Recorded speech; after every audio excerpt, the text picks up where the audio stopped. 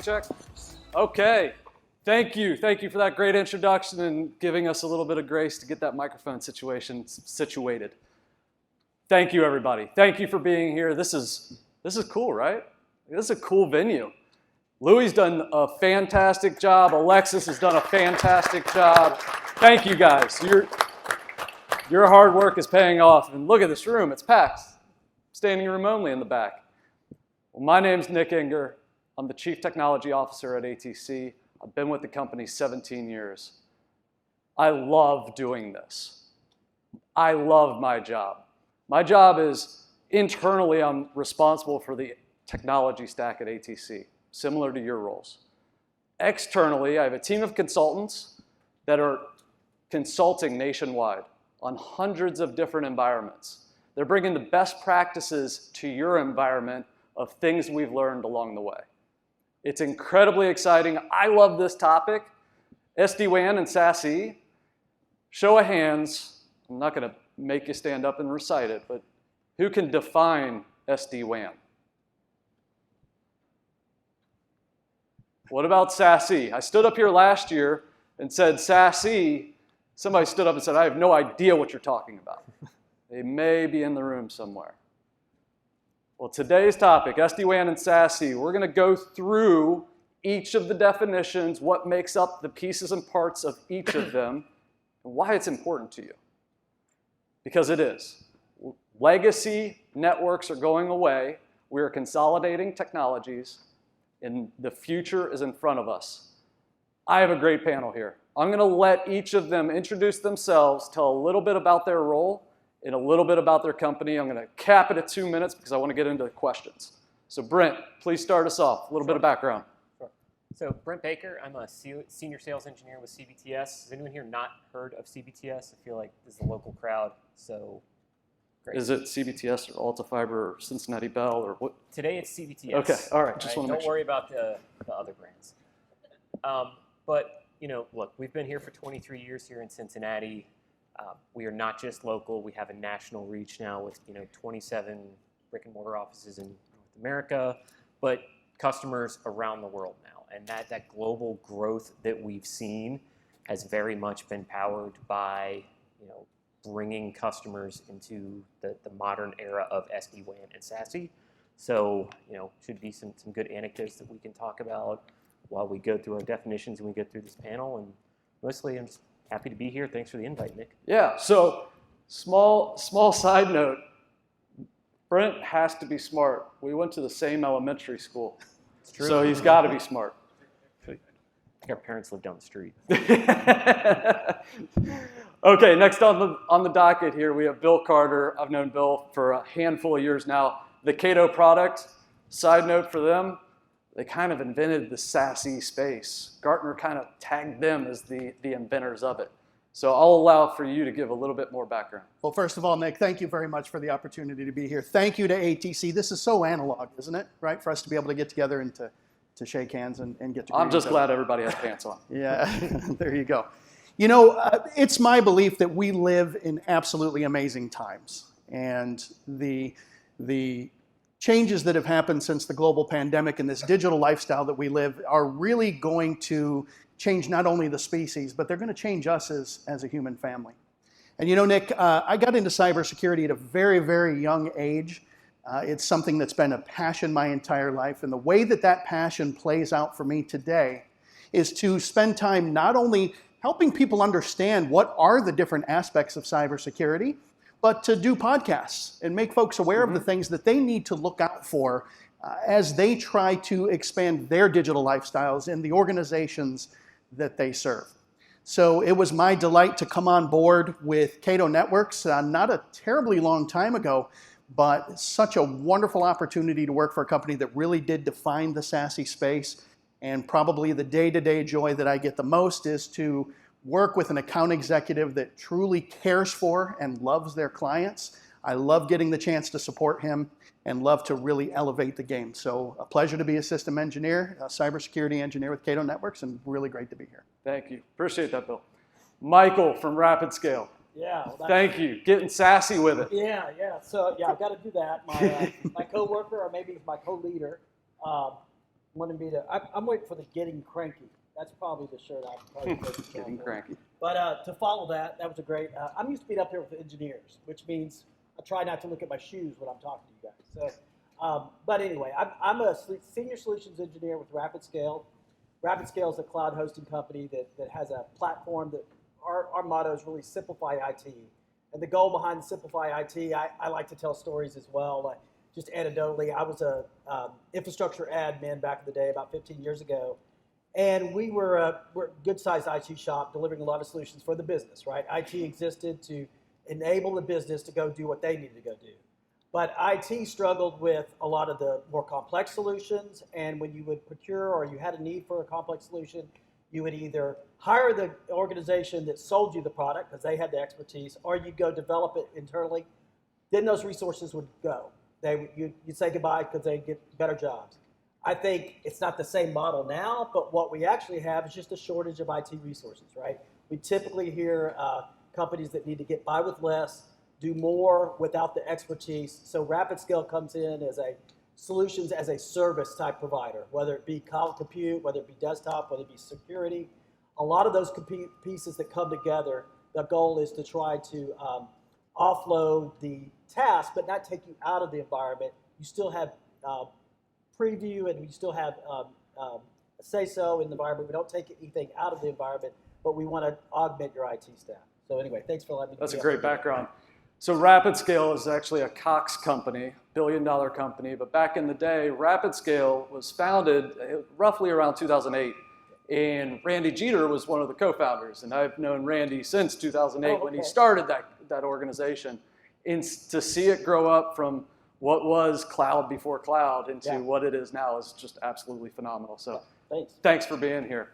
Zach, Nitel. Yep. Give me the lowdown. Sure. So my name is Zach Renkert. I'm a solution architect at Nitel. That's really just a fancy title for sales engineer. And at the end of the day, I just keep the salespeople in line.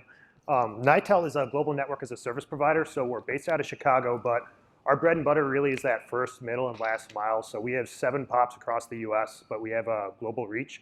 So whether it's international aggregation, SD-WAN, SASE, or Cloud Connects, getting you access to resources like RapidScale provides, we kind of cover the gamut when it comes to connectivity, transport, and optimizing that experience.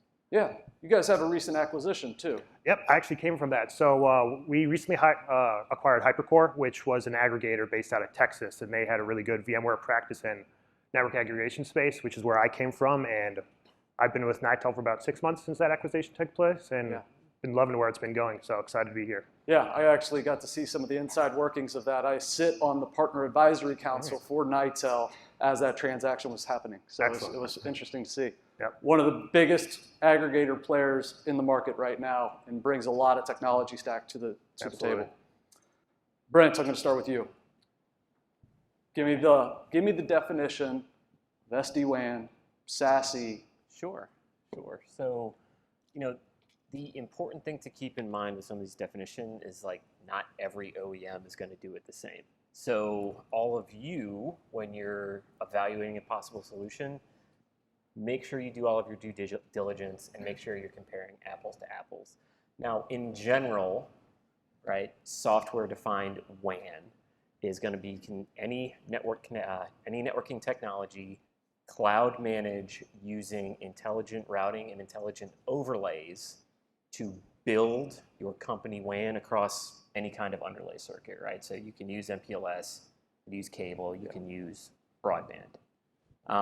And that's kind of important as far as getting to, well, what is SD-WAN and is SASE the same thing? And they're not really the same thing, but they complement each other very well. So by building that circuit agnostic network, we've mixed in a lot more direct internet access. What we've really done, I think, is broken down what we used to consider the network perimeter. Now, there's a lot of benefits to doing that, right? You can, more efficiently build out your infrastructure. You can give better access to SaaS and cloud-based applications, but it does change the security story quite a bit, which leads us to SASE. And the actual definition, or at least what the acronym stands for, is Secure Access Service Edge. I like just saying SASE because it's fun to say. It's short. Getting I said, traction. sure. And actually, so to other sales engineers on the panel here, have you ever had an account executive like think you're playing a trick on them when you tell them it's pronounced SASE? Like you're just trying to get me to say something dumb in front of a customer, right? Like that happens. But Put an inflection. When they mention it, they definitely say sassy. yeah, SASE. But look, SASE is a suite of products designed to address the, call it, security challenges that bubbled up through this transition to SD-WAN, where I don't have a perimeter that I can just slap a firewall and say it's done. I've got to look at things a different way. So, it's not one thing. Most of them generally are going to include one, a secure web gateway, give me a way for my remote branch offices or, my remote users who might be at Starbucks or at home to securely access their tools. Zero-touch network access, people like to say, oh, it's just another version of VPN. I'll argue with you on that. It's really a better method of granting access based on identity. And another fun acronym, CASB, but Cloud Access Security Broker. Everyone does software as a service. Not a single person uses a VPN to access software as a service because VPNs are inconvenient. So it addresses that reality. So kind of just like bringing it back together, right? So if we build out this new secure network, new secure infrastructure with a combination of both tools, you've now got something that's cost effective, it's easy to manage, and really importantly, kind of gives all of your end users an efficient and secure way to reach their applications, whether they're in their office, at home, and a pretty similar experience, regardless of where they're working. Very good. Bill, anything to add to that? Give me a little deeper. Let's get deeper into all of the pieces and parts that make up the framework of SASE, because SD-WAN, which is making your applications dance across your network between locations down to your end users, is part of the SASE framework. But there's a lot deeper that the SASE framework kind of dives into. Can you give me a little bit more on that? Yeah, you bet. And I think the best way to do that is to start with a very small story, right? There's a story of a medieval prince that grew up within the confines of his family's castle. And once upon a time, he had the opportunity to walk through the forest. As he was doing that, he noticed that he would walk by trees that had an archer's target painted on it, right? Everybody knows the archer's target with the bullseye in the middle. And he noticed as he was walking by that there was always an arrow right in the exact center of that bullseye, every single time. And as he continued to walk, he saw more and more targets, more arrows in the bullseye. And eventually, Nick, he came upon the archer that was standing there, and he asked him, "Are you the one who was able to do this?" And the archer said, "Well, yes, I am." And the prince said, "Well, that's absolutely amazing. I mean, you hit it dead center every time." And the archer begins to laugh hysterically, Nick. The archer says, "Let me tell you how I do it. First, I shoot the arrow into the tree. Then I paint the target around the arrow." See, this is part of the problem with trying to define SASE. You have an awful lot of folks who have jumped on the bandwagon, especially once Gartner really made this thing big. And they try to assemble that by backing into it, by having different components. So specific to your question, Nick, what is SASE on a deeper level? You've already heard some of it from my colleague. Obviously, SD-WAN is part and parcel of SASE, and being able to do optimization on those middle miles, right? Ensuring that you have service. I want everybody in the audience to understand, and I think a lot of times we lose this perspective. SD-WAN, network availability, is a part of cybersecurity. Cybersecurity 101, Nick, says confidentiality, everybody say it, integrity, and availability. And so SD-WAN is a key component of that availability.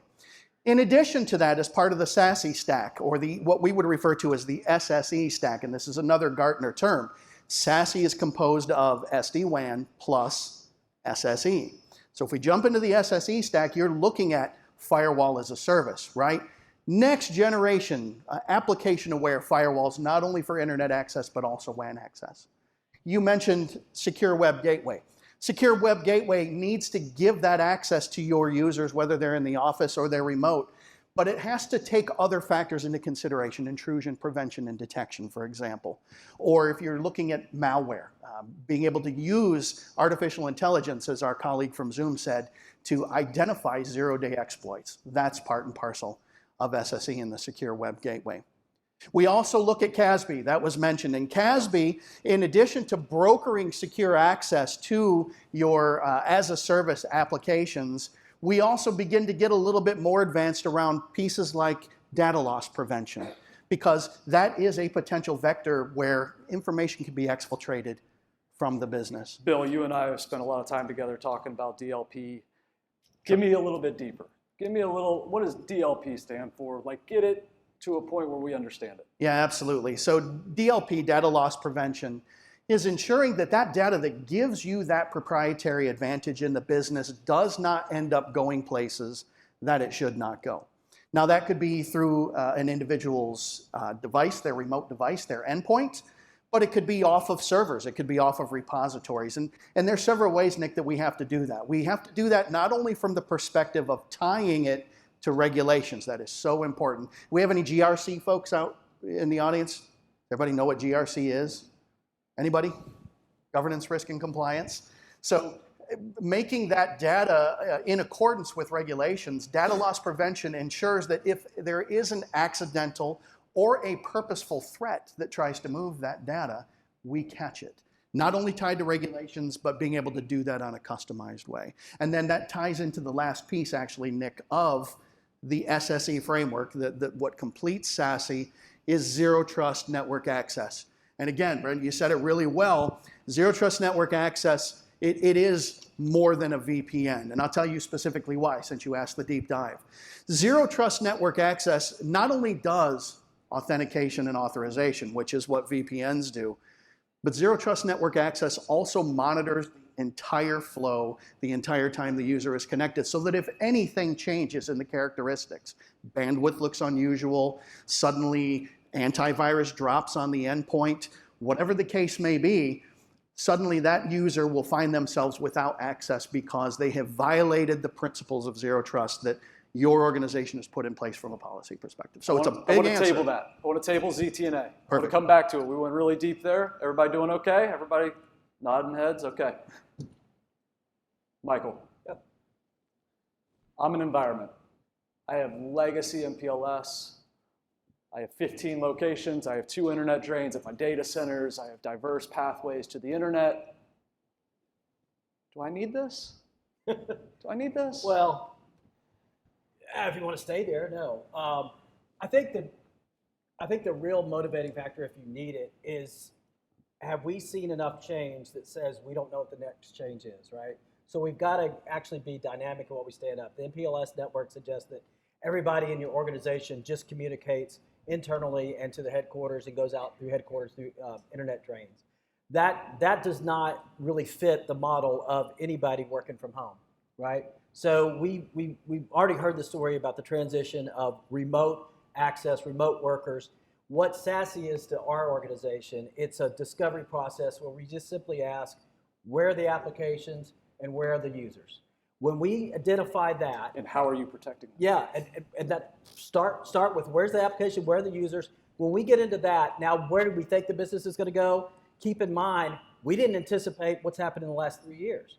So we know that we have to actually adapt to that access from anywhere and be fully protected. So SASE is the answer to that. It's going to continue to evolve. It's going to continue to have products that get placed in. RapidScale is going to dovetail that into our offerings as well and evolve that. But at the end of the day, all those things have to be set forth with discussions, understanding really what the dynamics have been over the last 3 years and how much things have changed. It's not your, you know, I hate to say it because I'm 55 now, but it's not your, you know, your dad's IT organization anymore. You've got to be prepared for the change. Love it. Love it. Zach, another hypothetical. I've moved everything to the cloud. Everything's in Azure. Everything's in Google, Microsoft. What benefit is this going to provide to me? Sure. So first off, congrats on the move. You're a very forward-looking organization. But let's look at a few of the things that you lose when you move to the cloud. So traditional network and environment, you have your DR maybe at another data center, and you have layer 2 links, very low latency. You have local storage and local access, and you have the benefits of that private local network. So by moving to the cloud, you're now accessing all your applications over the internet. You have remote workers. You have SaaS applications. So what SASE does is, if you look at the individual components, like the Cloud Access Security Broker, That's giving you greater access and greater control into the cloud applications your users are using. That stuff's no longer on site, so you're not using AD necessarily, but you're using a more advanced version of that to get to applications of the internet. You no longer have the MPLS portion of things giving you that predictable network. Now that's where SD-WAN comes into play. This will give you that predictable last mile, predictable performance into the applications, and if you're got the budget for it, you can stick an SD-WAN appliance in the cloud, kind of bookend it, and now you have packet duplication, all the whiz-bang fun stuff of the SD-WAN to connect it. Then also there is the zero trust aspect of it. One thing that wasn't touched on, and I know we're going to get deeper into it, but one part of ZTNA that I love is compared to VPNs where you're defining the IP addresses and regions that you can connect to in the phase 2 negotiations. You can actually define, all right, this user will get access to our ERP and phone system, and that's it. Or they get access to XYZ file system. You're not just giving them a range of network appliances or file storage they can access. It's much more defined, and I think that's an excellent reason for why You're SASE so wanting to go deeper. Yeah, it's the best part of SASE, I'm ready. to be honest. I'm ready. Okay. I agree, it's the best part of SASE. Yeah. Like it's To be able to define what access each user has within the environment. Yep. And then to enhance that connectivity from that end user to wherever that application resides. Absolutely. Love it. Okay, let's talk international. I have a latency-sensitive application. I'm going to open this up to the group here. Latency-sensitive application running across the pond. I have to use my MPLS. I have to have that threshold of availability and that latency, that low latency. How does SD-WAN solve that? I'll take a shot at that if that's all right. So SD-WAN obviously gives us the capability, some of the advanced capabilities of doing traffic shaping. But there was an opportunity, and you know, some organizations have seized on it and some have not, that utilize that middle mile, and that's such a critical piece, is that middle mile. Can you define that? I certainly can. So we talk about first or last mile as being that first segment that actually reaches, I guess, what we would call the internet, so to speak. But that middle mile is that long haul portion of the network, particularly when we're talking international. It's that long haul portion that can be the most difficult place to ensure those service level agreements, right, in terms of your performance. So what is it that we can do? I mean, traveling across the internet at large, so to speak, it obviously results in some very unpredictable performance. So what can we do from an SD-WAN perspective that MPLS has done right in the past? The answer to that is, if you can ride that SD-WAN over a global backbone that is private, you're going to have much more success in assuring those service levels. And that's really where we try to take this from an SD-WAN perspective. Let's ensure that that middle mile is of a predictable performance nature to keep that latency down. Now, we also know, for those of you that are CFOs or work closely with the CFO's office, there is a distinct difference between the investment that you're going to make for an MPLS circuit versus the investment that you're going to make for an SD-WAN. But if you can combine those benefits together, not only the overlay aspects of an SD-WAN, but to have that global private backbone, that is something that's going to significantly be able to reduce some of those concerns that you have. As well, and I'll finish with this, as well as the fact that when we're talking about cloud applications and the fact that everybody is trying to make this journey, or at least we hope everybody's trying to make this journey, there's an opportunity on a backbone like that with an SD-WAN to optimize the egress off of that private backbone, so that we ensure that our users, wherever they're located in the world, ride that section that we can ensure performance for the longest time, and then egress at that last mile to the cloud provider. I think that's where things get very powerful, and being able to do that from one centralized, let's call it a console or point of control, absolutely critical for businesses to achieve that. I love that you didn't say SPOG, single pane of glass. Oh my goodness. Okay. I'm tired of hearing it. I'm tired of hearing it. Yeah, Go I ahead. just want to add something with that, because the benefits of a global POP network, you usually think about that as I'm going to have SD-WAN in my office join me into the service provider's global POP network and take their low latency links around the world. Most of us don't actually work from offices, and your remote employee example, that might just be one guy in Germany or a few people around there. SASE, or at least the components of SASE, can bring those benefits, that low latency transport benefit, to the end user, as part of that being a ZTNA client, or typically some client that gets on there. Some remote access VPN replacement type client that goes on their endpoint. Those, and I'm sure CATO does this, I know like Palo, pretty much all of them will have a global POP network. Directly off their machine, they are gonna go basically get a private connection up to the regional POP, and at that point, they are in the SASE provider, SD-WAN provider, their transport network. So if they need to go from Europe to the US, they connect up locally to a POP in Europe, and they exit that transit network in North America, or wherever the resource is. So if it's a SaaS application, those are all hosted out of Northern Virginia. They're gonna exit there. If it's a corporate data center, it's gonna exit whatever's closest there. So massive benefit to a remote worker. Extreme example in Europe, but that benefit exists for people who are working in this room right now. That's a great point. RapidScale kind of comes at it from a different lens, right? Yeah, for sure. I mean, we offer it as augmentation of everything else we do. And we talk about security. We talk about security's aspect of all our services. But we don't show up and say, let's talk SASE. We don't say, here's our SASE offering. We actually talk about the cloud solutions that we offer and how SASE is a component that really wraps around that. So for us, that is the SD-WAN component. It's the ID as a service. It's the at the end of the day, it's not a leading charge for us as much as it is a standard to say that we know that we have to, in addition to providing that network resiliency with the SD-WAN offering, we've got to provide that identity as a service for a lot of our offerings. And so that just dovetails right into the SASE offering that we do. Yeah, and I'll add to that a little bit. Doesn't SD-WAN and SASE help if I get my compute closer to that end user? It only enhances the application. It only enhances that end user experience. So within your world, getting that compute closer to the end user, lower latency, faster response times. Yeah, and we run into that challenge just when we get into normal conversations of people taking on-premise infrastructure and moving it into our cloud. Did they have a desktop application that needed to move with it, right? Mm-hmm. So we often are trying to decide when can we have that WAN separation between client application and infrastructure, and when do we actually need to combine those. But that's very much part of the discovery process, is really a hybrid of those type of solutions that are out there. Indeed. Okay, let's take a little bit deeper dive in ZTNA, because I know you guys love ZTNA. Give me a little bit more. Give me the definition of how we begin in the ZTNA pathway. Forrester, not too long ago, came out with a statement about ZTNA, basically saying, Nick, that you're scaring the heck out of people with it, right?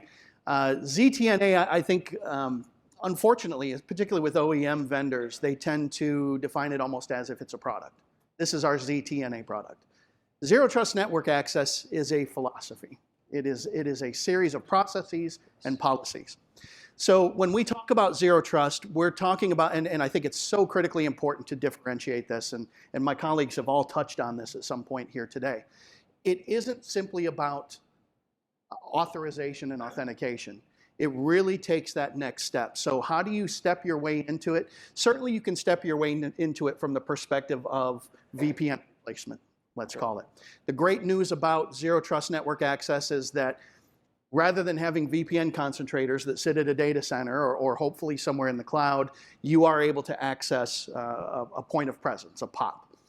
But it is that ongoing analysis of what that user or what that application is doing that is so critically important. We make this assumption, especially businesses that want to go always on Zero Trust Network Access.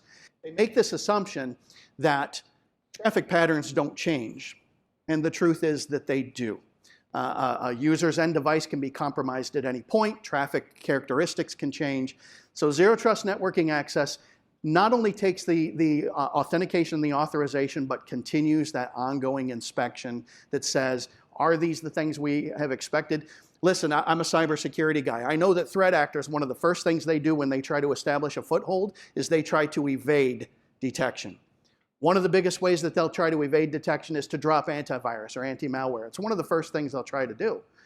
Zero Trust Network Access will detect that, and it will stop it from taking place. That's the kind of active monitoring that we're talking about. It's a little bit more of the segmentation, right? It could be, certainly. We need to, from a first step standpoint, anybody, first step, what am I doing in my environment to prepare for ZTNA? I mean, the first step is, look, do you have a source for identity? Do you have an IDP? Great. All right. Great I mean, that question. could be Active Directory, right? And that you already own, but you need to have a way to identify that this person is, one, allowed to access. They are, allowed to access at the time they're accessing it. And then you can build out from there. And Yeah, you so can what's second step, right? Like, Yeah. what's the second step? What What are they accessing? Right. What are they accessing? What are they? Where Half the are time we they? don't know what they're accessing. That's a hard step. Like, we have to do a full audit and assessment of understanding what are our end users accessing and should they be, right? Like, should they have access to all of these? Anything else to add from a ZTNA perspective, Zach? I mean, I think one important thing to point out with ZTNA is it's not necessarily anything new. Amazon's been using ZTNA for a long time, and going back to SASE as a whole, I mean, at the end of the day, it's a framework, and it, in and of itself, isn't anything new. We've had SD-WAN for a while, we've had CASB for a while, we've had firewalls for a while. I think that's part of the reason why there's some fear factor with it, because it really got pushed during the pandemic and all the rush to cloud, and now people are realizing, no, maybe we made these moves too fast, we need to start considering security. And when you throw ZTNA around, it can be a little bit of a scary word. I think our next step would be, and if I was in a discussion, would be what are we doing on the endpoints? So a lot of my customers don't really have any endpoint management. They expect that VPN is going to offer that for them. We already know that we have to identify who the user is outside of an IP address and what applications they need access to. So at the end of the day, you've got to have something that you can manage on the endpoint to actually control that access. And actually, Mike hits on something I think so important here, and that is BYOD, right? That's the bad word in the room. BYOD is something that is necessarily going to happen. You've got employees as they're coming back to the office that are going to want to connect the cell phone into the network. You're going to have employees that maybe aren't satisfied because the work laptop isn't enough. I want to do this from my laptop. So you're absolutely right. We are looking for that aspect of control on the endpoint, and that's not always possible. It simply is not. So the great news is we have an opportunity with Zero Trust Network Access to control that at the next point of contact. And that's the point of contact that not only goes out to the internet itself, but also goes into our corporate assets that really is the bread and butter of what we do. Absolutely. Kevin Wethington, I don't know if you're in here right now. He asked me a question. There he is. He asked me a question earlier on LinkedIn, on my LinkedIn post about this panel discussion. What point products am I displacing when moving to SD-WAN and SASE? Because we talked about it in the beginning of this discussion. It's a consolidation of technologies. We're consolidating a whole bunch of technologies into one potential solution. Typically in the mid-market, it is a solution, not a product. What are those products that we're displacing? I'm not going to call the products out, but this is back to the archer in the woods, Okay. right? We have so many, unfortunately, SASE offerings that are folks that have backed their way into it by basically saying use our point products, and that's SASE. And SASE is most powerful when context is shared among all of those pieces. Now, I'll stop there, but I think we need to keep that in mind first. It's a great question. Look, I mean, at SD-WAN, obviously displacing, call it, legacy networking products, right? You can get rid of your Cisco ISRs, you can stop paying SmartNet. I don't know that SASE necessarily displaces a lot of other point products. The need for on-prem firewalls, still there. The need for an MDR, EDR solution, still there. It's just giving you a better tool to lay on top of a distributed network, and a network that has less of a perimeter and has employees working from Starbucks or home or wherever. So, maybe you need less firewalls, or maybe there's some, direct VPN licensing that you're offsetting, but I don't think it's outright displacing a ton of other products. Well, did you? I almost heard that you asked the question really from a perspective of what is SD-WAN maybe.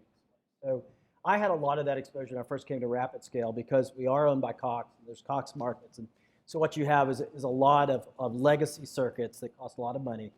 SD-WAN was a replacement for that on-premise firewall for multiple circuits and going to more economical based circuits. And then we would replace it with a cloud-based firewall for easy policy management.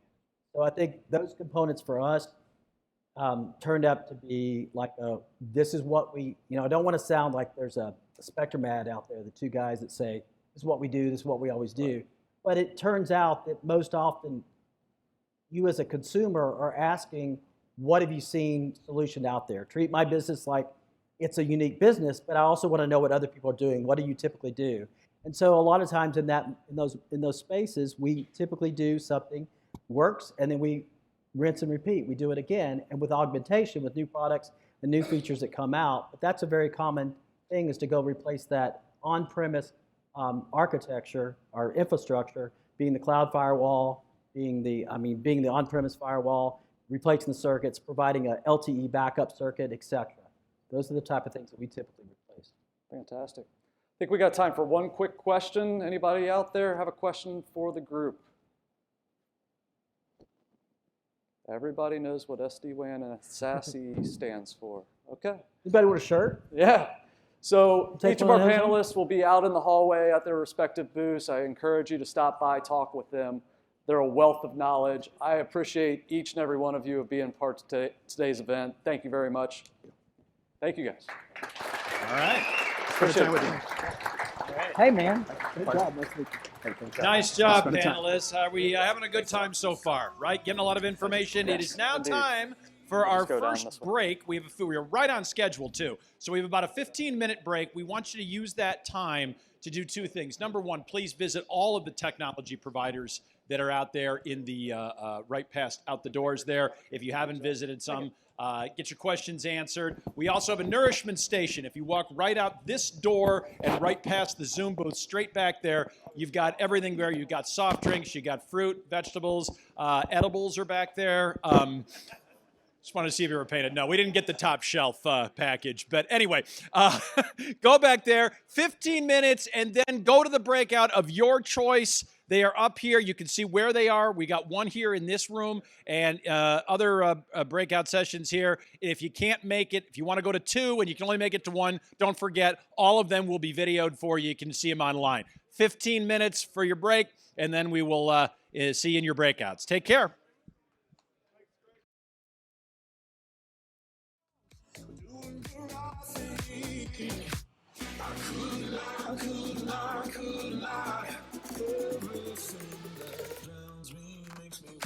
Baby, I've been losing sleep, dreaming about the things that we could be. But baby, I've been praying hard, sending more counting dollars, we'll be counting stars. Baby,